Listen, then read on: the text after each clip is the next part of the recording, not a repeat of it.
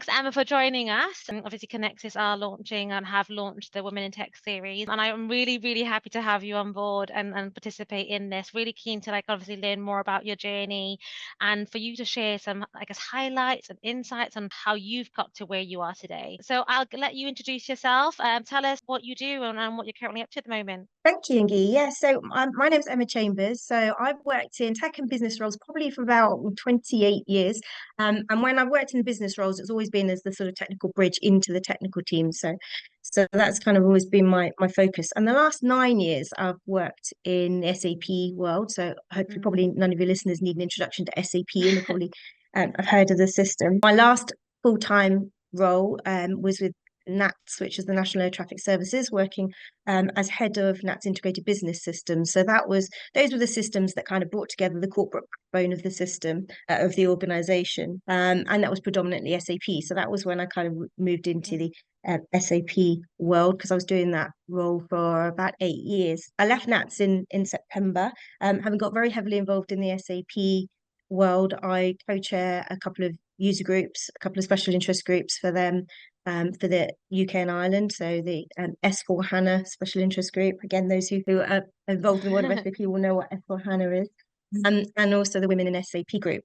So in the last few months, it's been quite great, actually. I've had a lot of time to sort of focus on the voluntary side of the role that I do. I sit on a board of directors for the user group as well. And so I had lots of time and freedom to work with those groups and especially with the Women in SAP group, which you'll know is something I feel really, really strongly about. And I'm a real strong advocate for women in SAP and women in tech roles generally. That's what we need. We need more women like yourself to be embedded into a lot of companies. Quite often when we're talking about how do we address challenges and tackle barriers, we're kind of addressing the symptoms rather than the root cause, which is there just aren't enough women in tech. There's not enough representation. It's not normalized, as you say. So it's not a default experience.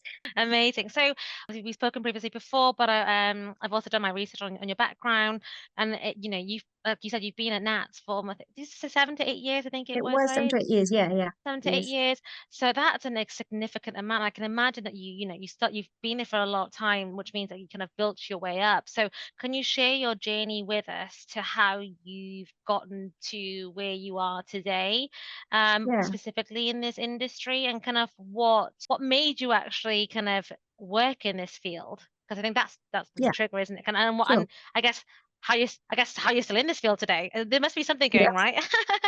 So to be really honest, I kind of fell into it like a lot of people did when they left university. My first role when I left university, and we're talking about the 90s, late 90s, was a project management role, and it was with systems. There was a lot of drive going on at the time to move away from manual systems to digitized systems, and particularly in public sector, there was funding available to move away from processes that really had been quite manual.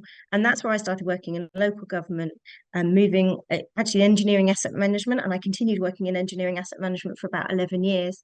And it was a time, when I look back now, it seems quite mad to me that, within my career, and I'm not done yet, we've kind of moved from an office space where people really weren't using computers, for the bulk of their work. And office spaces that today would be almost entirely digitally led. Probably all your interactions with your customers and with each other would be, digitally enabled, were really very manual then.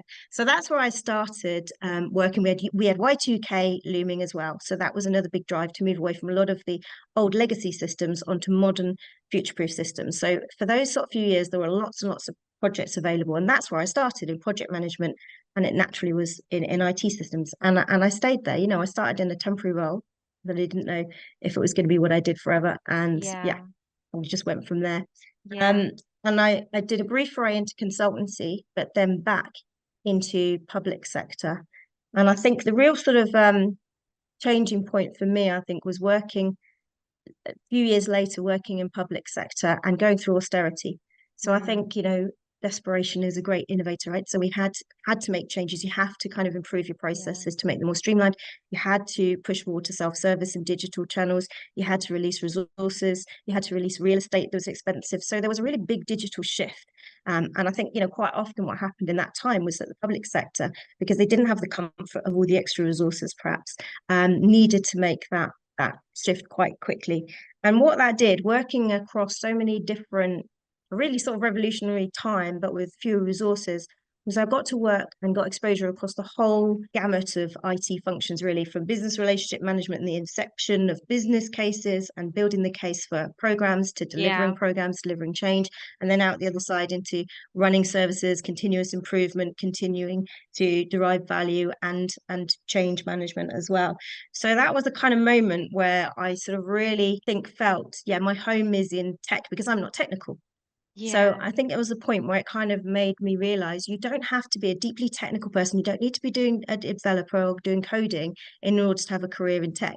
There are so many different roles that you can Oh yeah, do. 100. And I think sort of having done so many years, I think it was 11 years in engineering asset management, I'd always kind of had it in my mind, well, I'm not an engineer, so where do I go? And then, Yeah. working with the technical teams, well, I'm not a developer, so where do I go? So that was the turning Mm. point where I realized actually there are lots of roles, project management, change management, service management, that you don't need to be deeply technical to do. Mm. And I think that was the point where I realized this, yeah, this is my home. This Yeah. is what I'm going to be doing. Yeah, I think it's because a few years, I think it was last year or the year before, I was attending a lot of local events, and it was more like colleges and universities, and there was like a lot of events where but more so for people to enter like developing roles, developers and stuff like that. But not everyone wanted to go into that field, but they wanted to go into the world of tech. But that was all that anyone knew at that point. And I think it's great, but it's not the only option. And it's good, nice to know. And I Absolutely. think it's important for everybody to know that just because we say like women in tech doesn't mean you have to be in a tech position. Like I recruit in Absolutely. tech, but Yeah. I'm not a tech, like I'm not a technical person. I'm a recruitment consultant. But I have to understand the basics. You have to understand everything to be able to speak about what I do and the clients that I work with, the roles that we work on. But by no means does it stop just because you're not a technical savvy a person. I think that's Yeah. important And to really kind of just channel that and for everyone to know there's a lot of opportunities out there. And I've recruited in all different positions the past 6 years. And then only recently I've joined Conexus to do SAP recruitment. So I'm still learning SAP every day. And it certainly was, I think, a turning point for me in terms of opening up the next opportunity, because that's how I could then move to NATS, which was sort of growing an Mm, IS practice, implementing service management, slightly less mature in their processes from the very the high performing teams that I'd come from. I was working for County Council, Hampshire County Council, and so it was a huge IT department working yeah, across lots of portfolios, really well embedded processes, very mature processes, and then could take that on to the next organization and come equipped with that kind of realm of experience. As you say, it's not about understanding one functional area or understanding how you write one coding language. It's about understanding how technology fits together. So people and processes and infrastructure and architecture and all the practices around it all fit together to deliver services.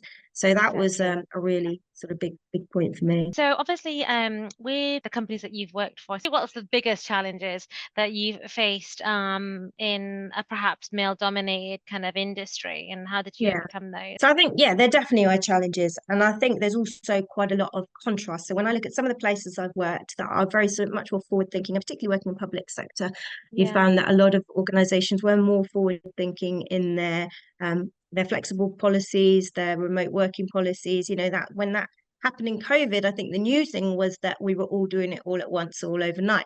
It wasn't actually a new thing for a lot of organizations. But the contrast between that and other organizations, and particularly male-dominated ones, where you do kind of feel like representation is a really big issue. yeah, You do need to see role models to understand that there's a pathway for you, or feel like there's a pathway for you, I think, in that organization. But generally, when we talk about barriers, and how you overcame them, I sometimes think we're asking women the wrong question, because it's mm, kind of saying, or how did you overcome them, is kind of saying it's your problem to fix. And I mm, think what we really ought to be doing is flipping the whole question. yeah, It's the culture that needs to change, really. It's the systemic and inbuilt biases that create this culture of barrier to women. And so while I understand why we do it, why we talk about it, I'd love to hear us talking about how do we fix the society, how do we fix the culture of these organizations, rather than women talking, which we do all the time. Every time we get together, we talk about yeah, how have you met this challenge, how have you resolved something, how have you worked around that?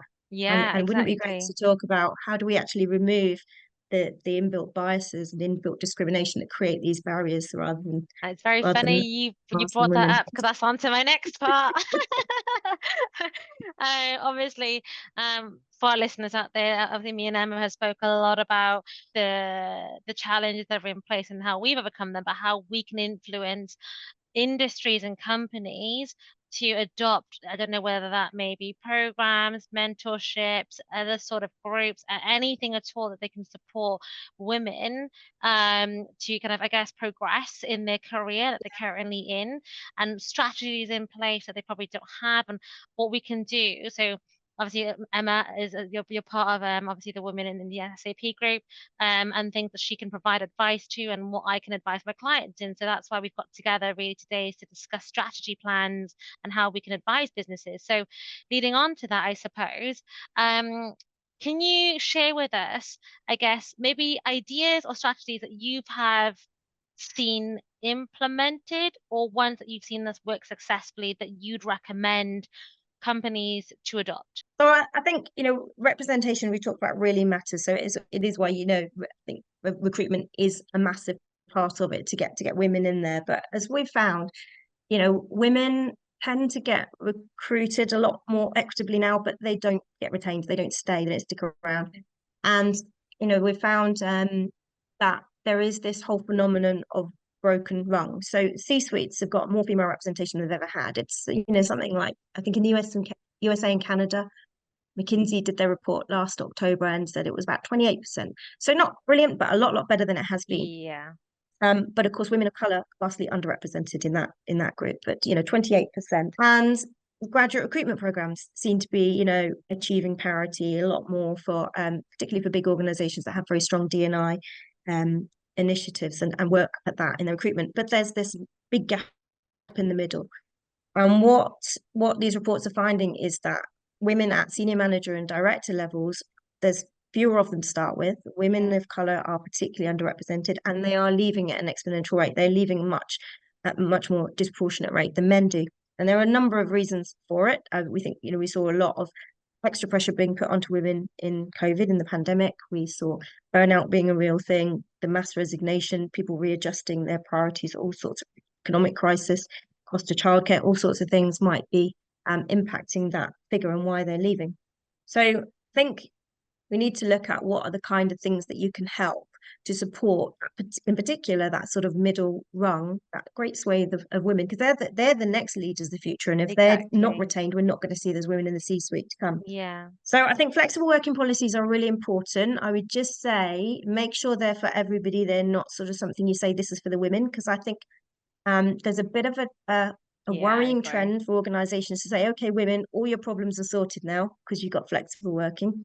So you can stay at home, do the Yeah. cooking, do the cleaning, get the kids to school, have the dinner on the table, and still do your work. So, it's all sorted for you. So, first of all, it's not necessarily going to increase people's work-life balance. It could increase burnout for women.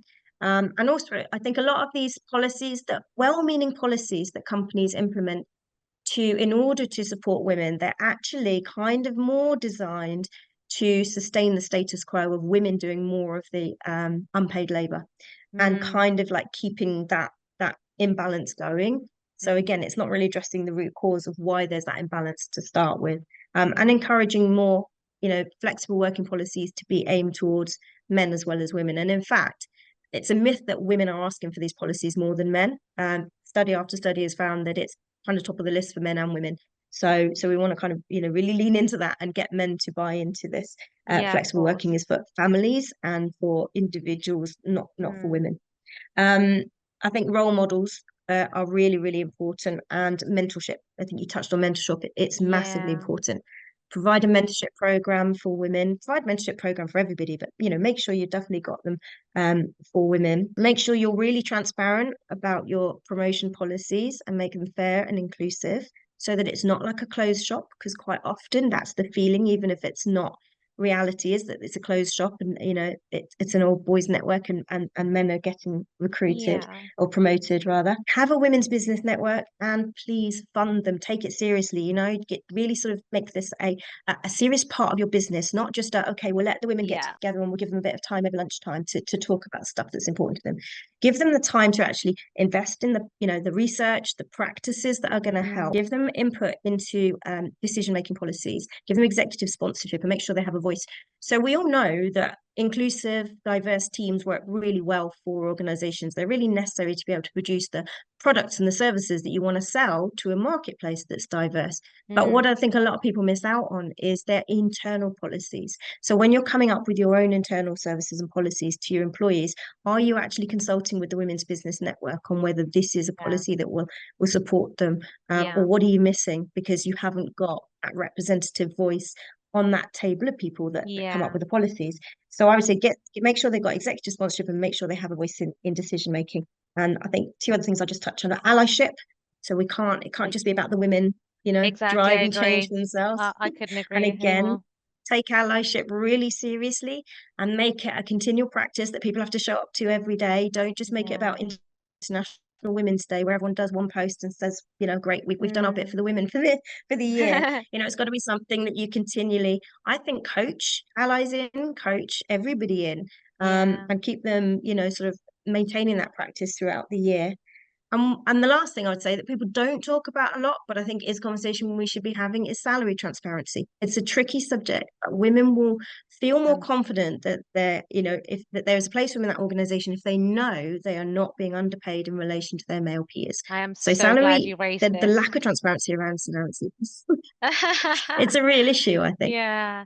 And do you feel like, obviously there's not enough businesses that do that at the moment, but how would you advise, I guess, businesses start doing and implementing that? Kind of what tips and tricks would have you come across that work? So working in public sector, and I think coming back to those contrasts that I've seen, working in public Mm, sector, you had salary transparency. You had definitely had a more supportive environment, I found, than a lot of other places I've worked, um, for do you women, think it's an and industry for thing? family friendly policies. Some roles tend to be heavily female led, like HR, and some industries tend to be, more female led, and some more male led. And what we find, certainly in the tech industry, is that the gender pay gap, we're lagging behind all other industries pretty much in the Mm, tech industry, and we're also, as UK, we're lagging behind the rest of Europe as well. So there've got to yeah. be reasons why the tech industry in particular is not as welcoming and inclusive for women, or is Yeah. not retaining women, and Yeah. why they are leaving, even if they do make the decision to join. But yeah, I Yeah. think salary transparency is a really, really tricky one, because it's a competitive industry as well. There's always a long-ranging debate about whether job roles adverts should always come with the salary. I personally think they should. A lot of people don't think they should. I don't think we've ever come to like a reason, Yeah. an outcome, that consensus where one prevails over the other. And I think the same things can happen with salary transparencies outside of those organizations that are Of obliged course. to be Do um, you have transparent. any companies in mind that you know of? Any shout outs to companies who are doing some of these? Obviously, maybe not all of them, but are doing the Well, very best for it. we work with lots of organizations in our Women in SAP group that have Mm, got very mature D&I policies, and have made, real progress in terms of getting female representation into their organizations. And, I could easily name check, the bigger organizations like Microsoft, Google, for example. We talk to them and work with them a lot. And they have some, really great outreach programs, really mature programs, mm, and you can see that the representation of female execs is really growing. amazing. So I think that's partly due to their size, the resources they've got, and the funding that they have available, I'd say, as well. And Yeah. a lot of smaller organizations are kind of shut off from that.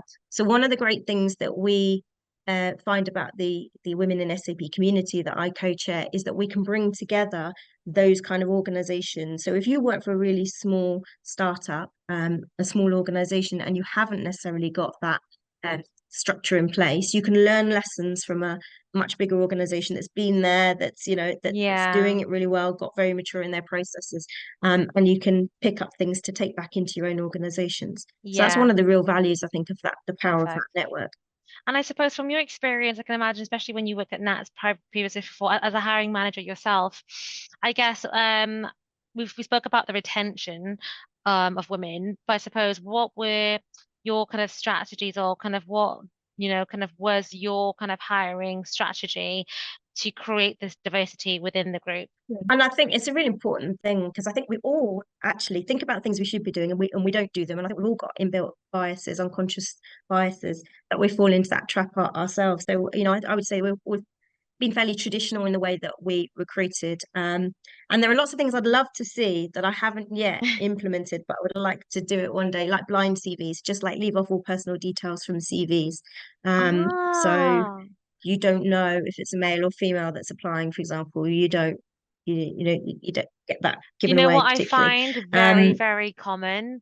Because obviously I do a lot of recruitment in Europe, and I think it's in like Switzerland and Germany. There's a lot of photos. Everyone does a lot of headshots in their yes. CVs. Yeah, well, we would not ask for photos and take photos off because I think that is actually sort of moving away from, sort of looking at your skills-based, experience-based material rather than, immediately identifying what gender, what ethnicity somebody is, what age they are. Um, so I would say, photos I wouldn't think. While we're all Yeah, about sort of promoting yourself and your brand and your identity, I'm not sure that photos on CVs is a move in the right direction. I agree.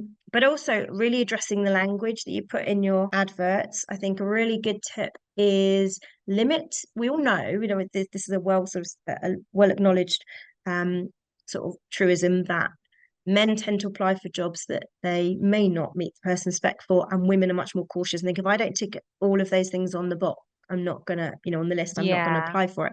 So I think it's a good idea to limit your essential. It's a good idea anyway, just to get more diverse, applicants. yeah, Limit the number of essential requirements you put in there. You can put everything you like into desirable, but it just removes that barrier from people from saying, I don't think I should even throw my hat into the ring for this because I don't tick off 100% of them. And you could be missing out on somebody really, really good. Because we do hear, a lot of people that I work with in the community as well, across the SP community saying, they say, Emma, I'd love to recruit more women, but I just don't get the applicants. Don't get them applying, so what do I mm, do? So I think limiting the number of essential requirements is one, and really watch your language. I've kind of seen it's not just about gendered words, it's about words that you think are kind of acceptable, I fall into know common what parlance. you mean because I've seen we recruiters. yeah, so we were doing a bit of A/B testing, I suppose, because as I've been doing this for 5 years, writing job descriptions, and I will hold my hand up and say, like, I admit that it might have been kind of dominant heavy in terms of. I think there was an example where we use a lot about like couple collaboration or like Yeah, working together as a team. It's switching the words and I'm rephrasing it. And there's a thing that yeah, we have which basically checks our job descriptions and it also the wording of the content of it, and they'll tell us what dominant languages we use and what we can swap to make sure it reaches a more kind of a gender balanced kind of job description, and yeah, they'll tell you yes, what yeah, words you can use and substitute it that makes it more feminine.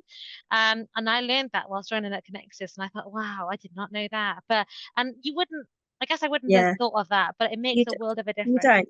Like, yeah, Yeah, and I think it's about being neutral, isn't it? Because you yeah, don't yeah, sometimes you might want to attract more women, but sometimes you just want to make sure mm, you're being inclusive generally because, there are lots of different personality types that you might want to bring yeah, in so you've got a diverse and balanced team. So I think, I saw something, I've seen this from recruitment consultants as well when they're kind of advertising tips and hints on LinkedIn, and they'll say things like be the guy who brings the solution to the room, or be the guy they remember because of this and that. And I think just that use of the word yeah, guy, just say person.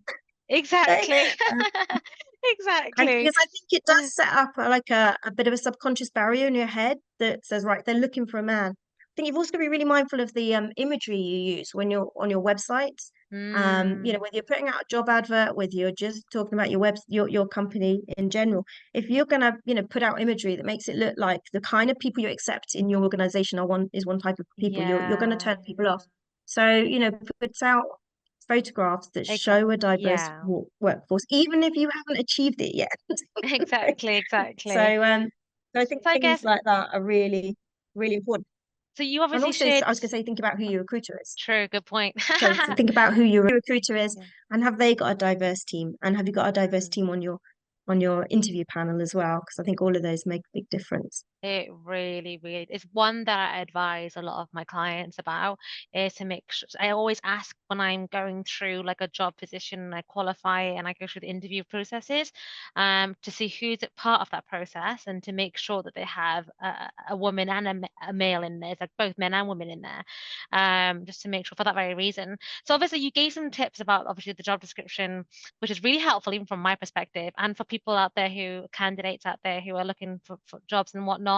But what I guess to summarize all of this in terms of what can we do as a recruitment agency, as myself as a consultant, do to create whether that may be to support organizations into adopting this, kind of obviously promoting women in tech and to enhance its diversity or create networking opportunities in this field. And I think, we talked about how I'm a real believer in the power of networks, and that's something that started like really from my very first role. I think it was one of the important things that kind of helped me to sort of like find my pathway as well and keep going. That I really think that there's strength in networks and strength in numbers. So I would say that the kind of communities that recruiters can be part of, such as our Women in SAP community, and I'm sure there are lots of other um, you know, various women's networks or other underrepresented groups networks that you can get involved in. And I think just Mm, being part of that community and hearing their stories and hearing about their challenges is really, really helpful.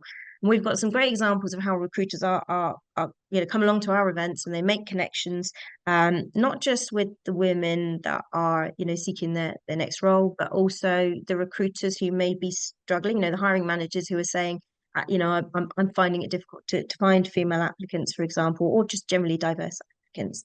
So I yeah, think they also, with the resources that recruiters have, they quite often go away and do some of the research for us. Say, why is it hard to find female candidates? What are the things that they're saying that they're being turned off by when they see the adverts, or why are they not mm, applying? What are the kind of things in the person spec they're saying that wouldn't work for me because they haven't got the right policies, things like that. I mean, and it's really going to be important for everyone, right? There's a massive undertapped resource available that we're just not exploiting at the same time as we've got a huge skills gap in the tech yeah, industry. We've exactly. got an undeniable need for more diverse teams to create diverse products. We know that it is better for organizations to have diverse teams and diverse leadership. So I think, Mm, benefits everybody to work together to work out what are these barriers, what are the systemic barriers as well, and how can you break them down. So recruiters will be, on the sort of front line with a lot of these candidates that in the organizations, the hiring managers would never even hear this from. They'd never yeah, hear them say, well, I didn't want to apply for that because of this. Or I didn't think I'd get it because of this, or I haven't got that skill, this one with this work instead.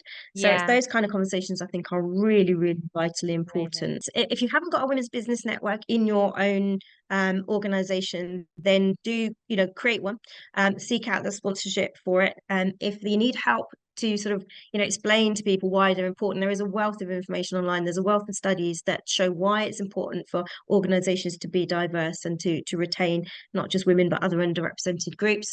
And also get a mentor. I think mentoring is really important. And you said it right at the beginning, Yaingy. We'll come back to it because I think it was something you said that was really important. Everyone's a mentor. So every interaction you have, and it doesn't have to be somebody from the C-suite. It could be somebody who's just like a Yeah, peer or a couple of steps ahead of you in their career. There's so much we can learn from each other, and you can treat so many opportunities as a mentoring relationship and ask for advice and ask for a sounding board and ask for support and allyship. So, but I that's think, amazing. also Yeah, having a formal mentor is really, really important. exactly. No, thank you so much for sharing that with us. And, Likewise. and thank you so much for your time as well. It's always a pleasure. No worries. Thank you. Thank you for having me.